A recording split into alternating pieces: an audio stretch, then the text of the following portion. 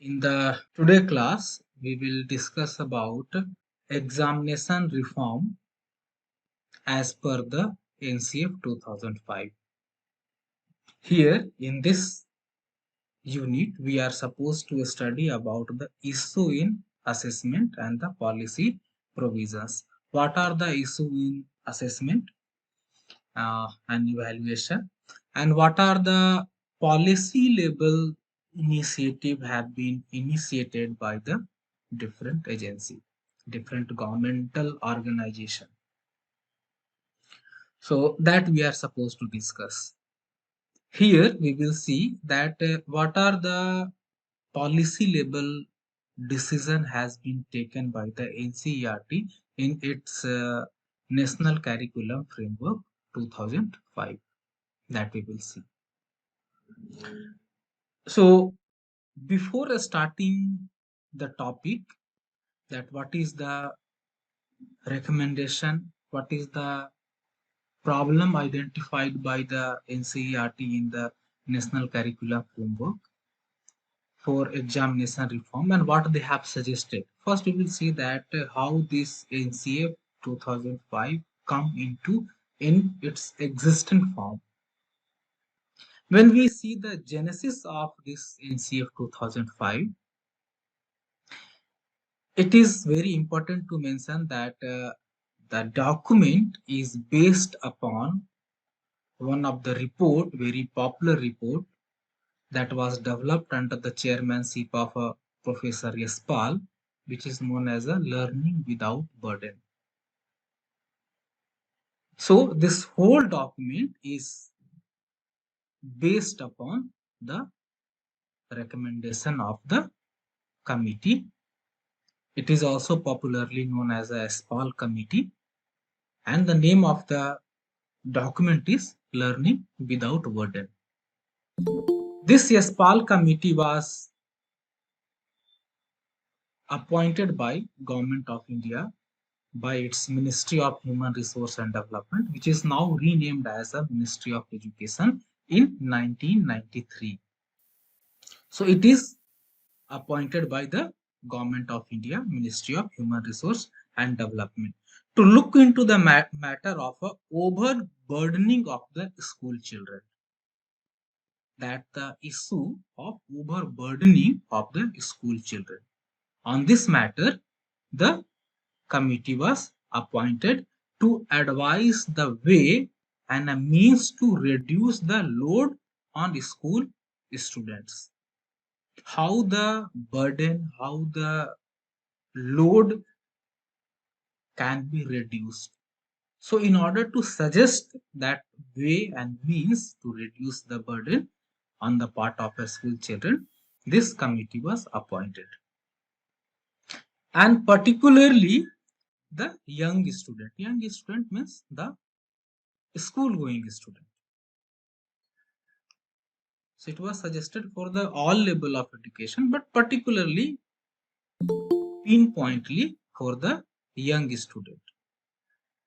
And the other objective of this committee was to how to make the schooling learning process linked with the real life experience of children, and how the learning can be made as a lifelong learning.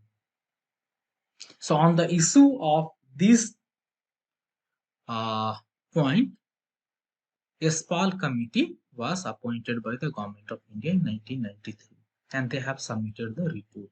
In compliance with the report, NCERT has initiated to take the step to compile the suggestion of the Yespal committee, because Yespal committee was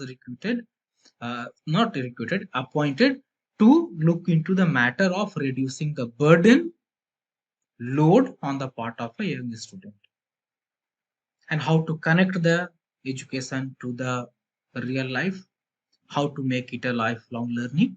So in this issue, the report has been submitted by the Yespal committee. So in order to compile all those things, NCERT has initiated and they have come up with a National Curriculum Framework 2005. And with that, they have also come up with a national focus group. And one of the national focus group in the NCF is the examination reform. And this was the initiative, this was the steps to reduce the burden. Now, come to that, what was the suggestions? But before the suggestion, we have to also understand that what was the problem, because once we will understand what was the problem in the existing assessment and evaluation system, then only we can take a measure to remove all those things problems. So first we have to understand, and as per the finding of the examination reform focus group, uh, the focus group identifies that the existing assessment and evaluation system is not able to, is not capable of, and it is not appropriate for the knowledge society of the 21st century, and it need for an innovative problem solver. The point of saying is that in the 21st century we don't require person who is very competent in doing a calculations, who is very good in the memorization. No, here in the 21st century we need a person who is a problem solver, who have a problem solving skill, who have an analytic skill, analysis skill, synthesis, critical thinking, creativity. This type of a skill should be there in the 21st century. In the 21st century, we don't require a people who can memorize a thing. Simply apply a formula to get the result. No, we don't need. We need a problem solver who can take a decision in adverse situation. So that type of a person is required in the 21st century. And the existing system of evaluation was not able to cater the need of the 21st century, because the majority of the assessment and evaluation procedures were based upon the memory testing, not a problem solving, not a creativity, not the social skill, not the emotional skill. So in that way, the assessment and evaluation pattern was outdated, and that was adopted by the majority of the school board. Then the next problem that was identified by the committee of this examination reform of NCF 2005, that the majority of the assessment system do not serve the need of a social justice. Do not serve the need of a social justice means, the we know that the every children is a unique, they have their strength and limitation. Every student have their, they have their uniqueness, and if they have the uniqueness, then there may be incident of a disability, there may be incident of a slow learning, there may be an incident of a, some of the very bright student, but we used to prepare a set of a question for all. I may be kinesthetic learner, some may be the auditory learner, but we are preparing a single set of a question to evaluate all. There is a no variety. We are not taking care the need of a disabled people, disabled children. So in that way, if we are not taking care the diversity, which is the truth, which is the natural phenomenon. Diversity is a natural phenomenon.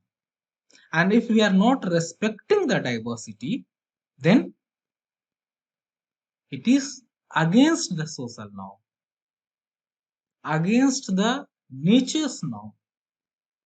So that was also one of the very big problem. Then the another thing is that there was a problem in the quality of a question paper also.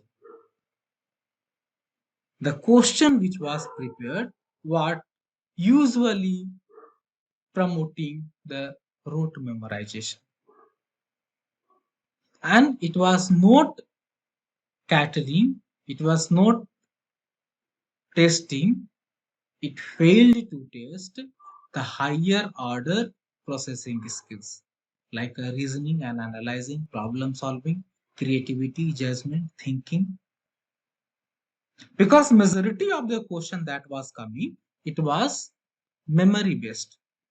When we see the uh,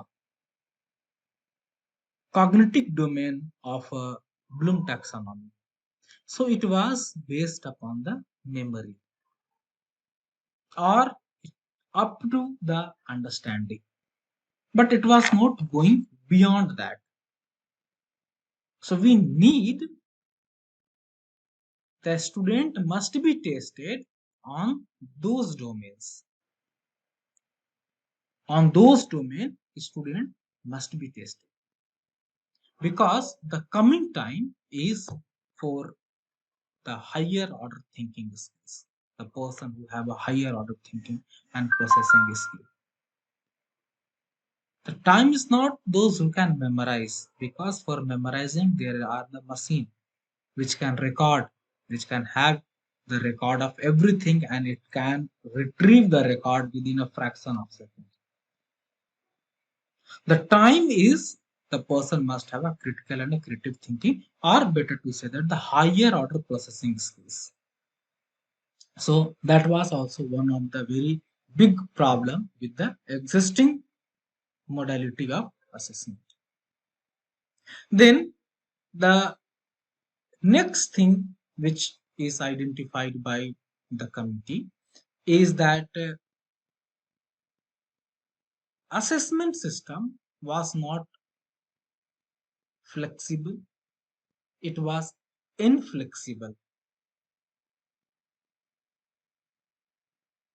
So whatever the question, the set of a question, whatever the modality I am deciding, that you are bound to accept, irrespective of the degree of ability, disability, their interest,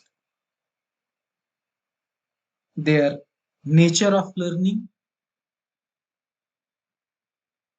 and the diversity of the learner. Nothing was taken care, and the majority of the assessment was inflexible, was not flexible. But we understand that the examination system must be flexible if we are really interested to assess the learner in a true sense. Then it must be flexible, isn't it? Then the other thing was that there was also discrepancy in the transparency of the grade, and the majority of the assessment system available in the school or by the different board examinations, like that the state board or the CBSE board, the different board, they were not a very much transparent. Transparency in the means that the process of evaluation of the answer script, whether it is evaluated as per the norms, whether it is evaluated in the right manner, and whether it is tabulated properly. If someone is not satisfied by the grade assigned to them, what is the modality of rechecking, reevaluating of the answer script, that was not very much functioning, and that was not even the sum of in the sum of the board. It was not possible also. So we can say that they were not very much transparent. The kind of questions that were asked, the kind of examination system that we had, it was really a painful moment for the student. It was really a stressful moment for the student.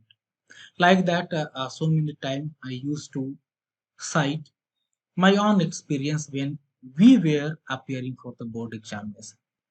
That time, the question were being asked from 9 and 10th both, and it was a single sitting 3 hours examination and two sitting per day every day. So in the 2 3 days, your exam, 5 days exam will be over. So you just think of that the question will be asked from both the class 9 and 10 in case of a secondary examination. In case of a senior secondary examination, question will be coming from 11 and 12 both. 3 hour single sitting examination with two sitting per day, like the morning sitting, evening sitting, and daily. So how much stress and anxiety and a trauma, mental trauma, the student were facing.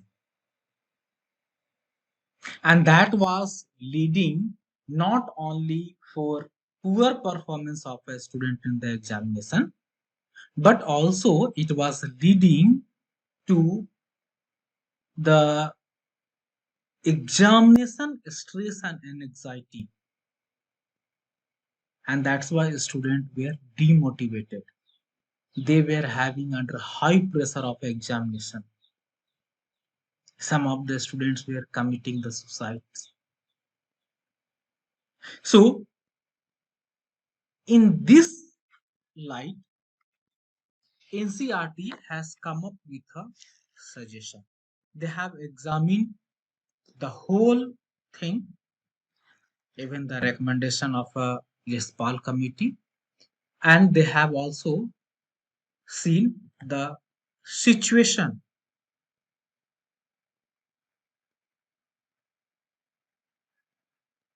And after seeing the recommendation and the situation, the NCA in its position paper examination reform, they have come up with an initiative. What kind of an initiative that should be done? The first initiative that they suggest, that the multiple examination for entrance into a different course. Suppose that for engineering. In our time, there were a lot of engineering examination. Even some of the private college, they were conducting their own examination. IIT were conducting their own examination. NITs were conducting their own examination.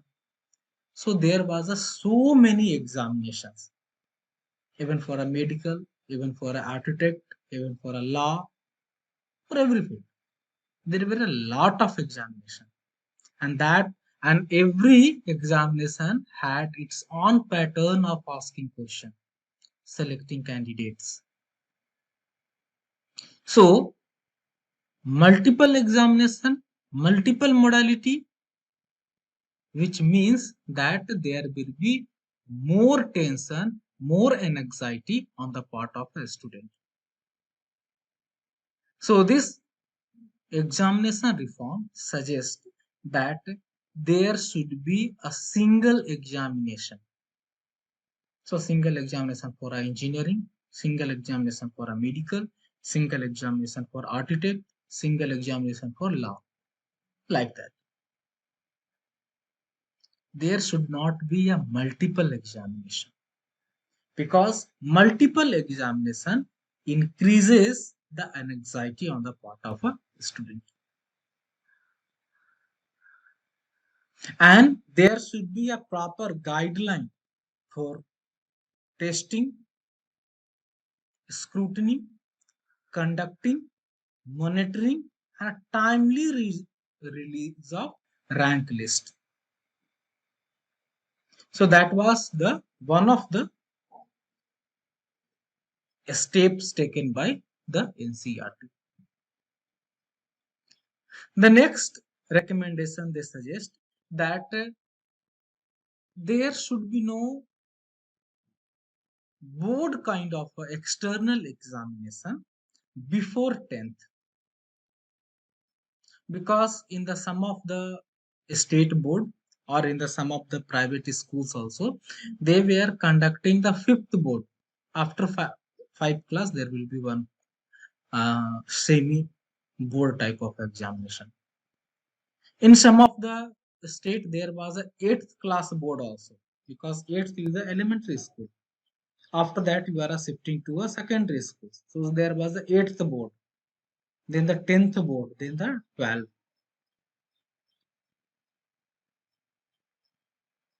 So they suggest that this type of examination should be scrapped out, and there should not be board exam before 10th class. And even they suggest that if possible and practical, by seeing the practical aspect and a possibility, even the 10th board can be scrapped out. And 10th board is scrapped for those who want to continue their schooling in the same school. So that should be made an optional. Even they have suggested. It was implemented also. So those who don't want to appear in the board examination, there will be no restriction of appearing in the board examination. And those who want to appear in the board examination, for them there will be a board examination. So that was the one of the suggestion. Another suggestion was that one suggestion was that the first suggestion I have told, that the centralization, so that student will not be overburdened of filling the form for a multiple examination, writing multiple examination, like that. So that was the first suggestion. In the third suggestion, this is that since this is the time of information and technology, because this document was developed in the 2005. So that in the 2005, on an average, internet and the electronic gadgets, computer and a smartphone was available in all corner of the country. It was available. So they suggest that this is the right time to shift the assessment, evaluation and examination system to the electronic form.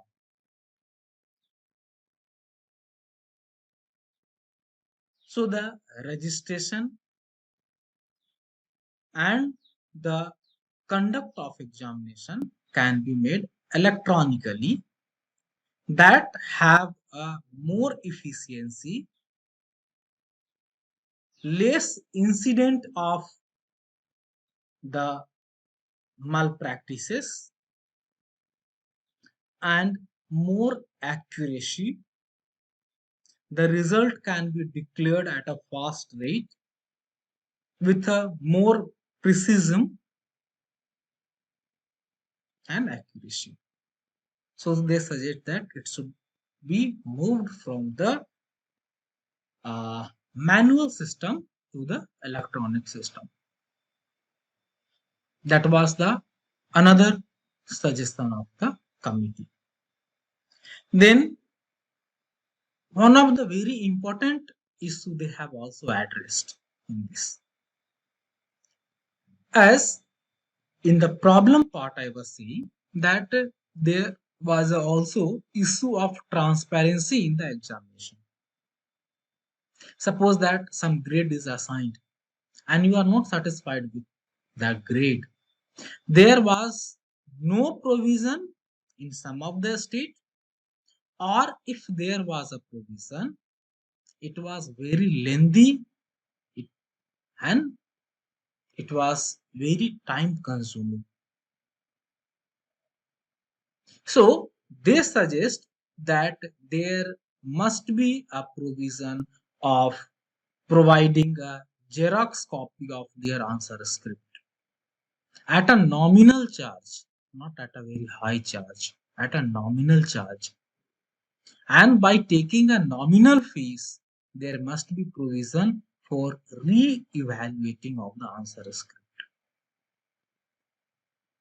And they also identify that some of the state boards have dramatically declined that they will not show the answer script and they will not have a provision of a re-evaluation. So if it is evaluated once, you will have a no right to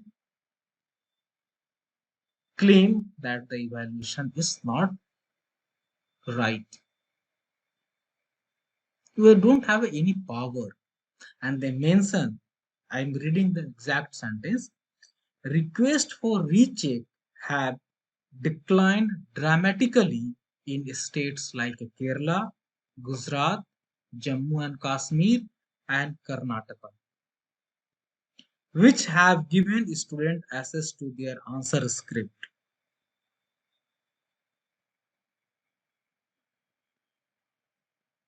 Isn't it? Then the next they say, we laud the effort of these other states to make their system more transparent. So they are saying that some of the states they have dramatically declined. However, some of the states are giving the opportunity for re-evaluating, rechecking at a nominal charge. So they suggest that scope of re-evaluating, providing a Xerox copy of the answer script must be available to the all students so that it will be more transparent. It will become more inclusive.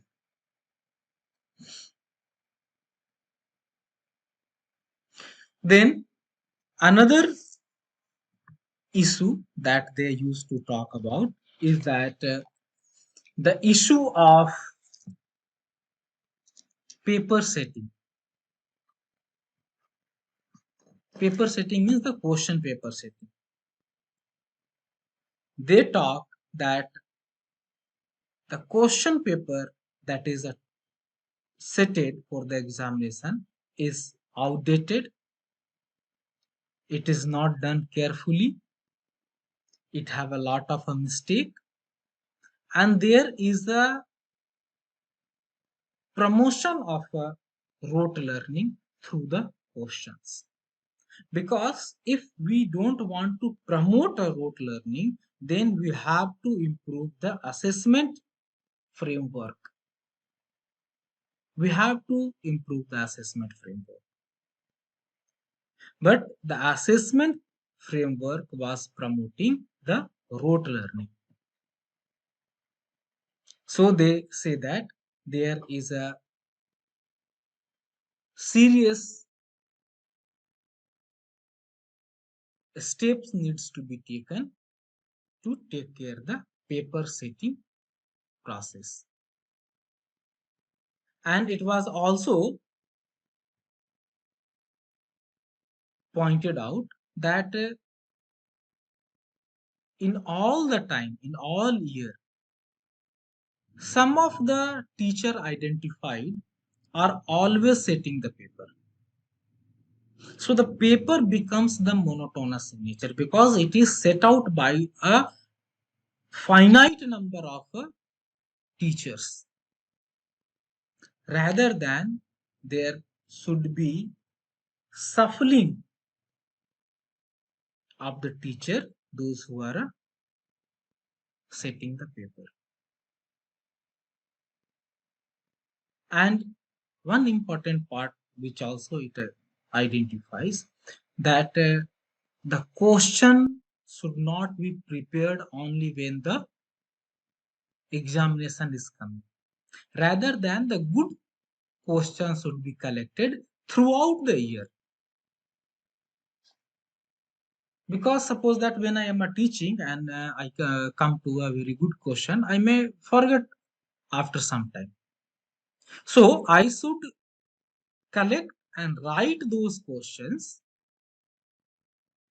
and a question collection question bank should be prepared, and when the time of assessment will come, we can fetch the questions from the question bank. So they also strongly recommends the preparation of a question bank with a quality questions. By collecting the question from all the sources. Sometime when we used to teach, the question asked by a student is a very wonderful question. Even we are not able to think in that direction. So if we are coming across to those questions, that questions should be collected and kept in the question bank. And those questions can also be used for the assessment purpose. So the question will have a variety. The question will have a practical value, and we will have a ready-made question paper.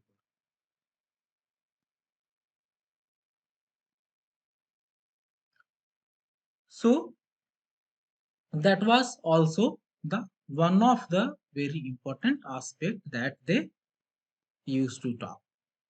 Then there was also another very big issue that during the examination there is also an incident of cheating which is promoted from the outside, and sometimes even the people who are the inside. So they suggest that there should be a strict measure to restrict the cheating practices, and the rule should be made some rule, and that's why they have made a rule that the first 90 minutes means 1.5 hours you cannot go outside the examination hall, so that the question will not go outside and you will not have an opportunity to cheat. They also talk about that there should be a variety in the question paper. Usually what we are doing, if it is a 80 mark of a paper, we are preparing 4 questions out of a 20 mark. So this says that there should be a variety in the question with an internal and external choice. Internal and external choice means, suppose that you want to ask 4 questions of a 20 mark for 80 total 80 mark paper. So you may ask 6, 7 questions, and out of the 6 or 7 question, the student are supposed to answer any 4 questions. So if this type of a structure is there, then it is known as the external choice. But sometimes what happens, we used to give question 1 A and B, and you are supposed to write either A or B. Then question 2 A and B, and you are supposed to write either A or B, like that third and fourth. So if this type of options are there, then it is known as the internal options. So they say that first the thing is that they may give an internal choice and external choice, and there must be a variety.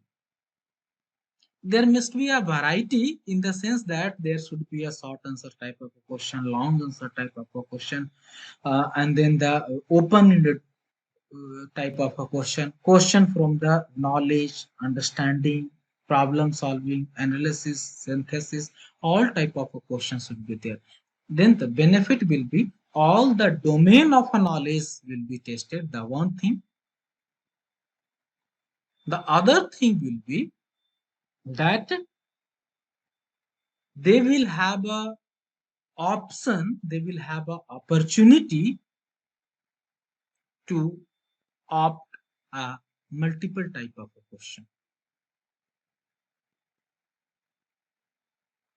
isn't it? So these were the some of the suggestion of the committee from the NCERT in its position paper examination reform.